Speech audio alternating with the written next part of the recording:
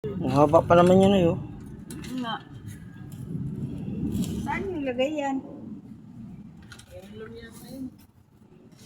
Linoleum po eh. Haba eh. 738 lang.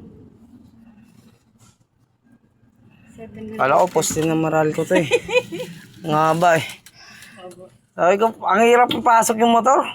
Ang sikip, tapos rough road pa. Kaya nilakad ko na lang, sabi ko ba, sasama ko, sana ako pulutin. Bakit may kasamang ano doon? Pa, Yung karga mo, may kasama? meron. Dami nga po eh. Kaya hindi ko nakakayanin, baka ma-balance po ako eh. Pero buti nga ikaw ganyan eh. Yung iba tawag ng tawag. Inano ko kasi malaki na eh. Kala ko kailangan na ng pamposte ng maral ko. Yung iba talaga ayaw pumunta. Baka tinatamad lang na eh. Baka tinatamad. Yung baka katulad noong may sakit ako, hindi ako makalakad. Sabi ko pumunta ka na dito. Pinapalabas ako, naku, sorry ba.